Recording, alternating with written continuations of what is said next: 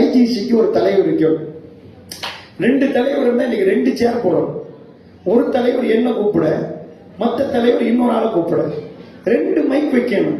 உங்களுக்கு ஒண்ணுமே கேட்காது. ஒரு பள்ளிவாசலுக்கு ஒரு தலைவர் இருக்கணும். தலைவர் இல்லைன்னா வர்றவர் போறவர் எல்லாம் முடிவெடுத்துட்டாங்கன்னா, ஒரு பாடசாலைக்கு அதுக்கு ஒரு முதல்வர், அதாவது ஒரு பிரின்சிபல் இருக்கணும்.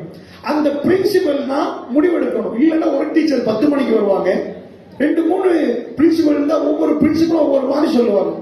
எல்லாத்துக்கும் தலைமை வேணுமா? அமெரிக்காவுக்கு ஒரு பிரசிடென்ட் வேணுமா? பிரான்சுக்கு ஒரு பிரசிடென்ட் வேணுமா? ஸ்ரீலங்காவுக்கு ஒரு பிரசிடென்ட் வேணுமா? ஆனா குடும்பத்துக்கு தலைவன் வேணாமா? அது என்னது? குடும்பத்துல 2 பேரும் ஈக்குவல் போகலாம், ஈக்குவல் பார்ட்னர்ஷிப்பா. திருக்குர்ஆன் சொல்லுது, அர்ரிஜாலு கவ்வாமூன அலன் நிஸா. பெண்களை நிர்வகிக்கக்கூடியவர்கள் ஆண்கள்.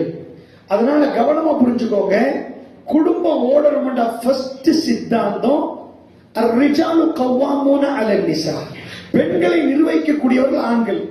அப்போ ஒரு கொஸ்டின் வரும், பொம்பளை டாக்டர் ஆயிட்டான் அல்லது அவதான் பிரசிடென்டா இருக்கிறான், நாட்டில் உள்ள தலைவியா நிக்கிறான்.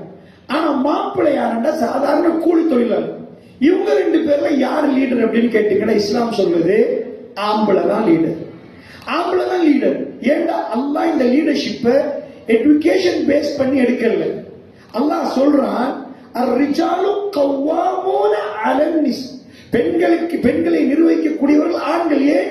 அல்லாஹ் சிலரை விட சிலரை சிறப்பித்திருக்கிறார். இல்லறம் என்றதை வச்சுதான் இங்க தலைமைத்துவம் தெரிவு செய்யப்படும். இல்லறத்தின் தலைவர் ஆண் தான் தலைவர். சோ அதை விவரமா உங்களுக்கு சொல்ல தேவை. ஆண் இல்லறத்துல வச்சு, இப்ப திருமணம் எதுக்கு நடக்குது? இல்லறத்தை மையமா வச்சு நடக்குது.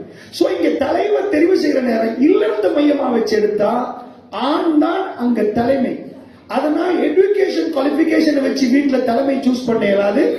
ஆம்பளை தலைவரா எடுத்து பெண்கள் வீட்டுல நடக்கணும். சோ இந்த இடத்துல இந்த தலைமைக்கு கட்டுப்படுறத ஏன் உங்க வீட்டுல எல்லாம் பிரச்சனை வருதுண்டா, இந்த சமத்துவத்தை கொண்டு வந்து நுழைச்சிட்டாங்க சில இடங்கள்.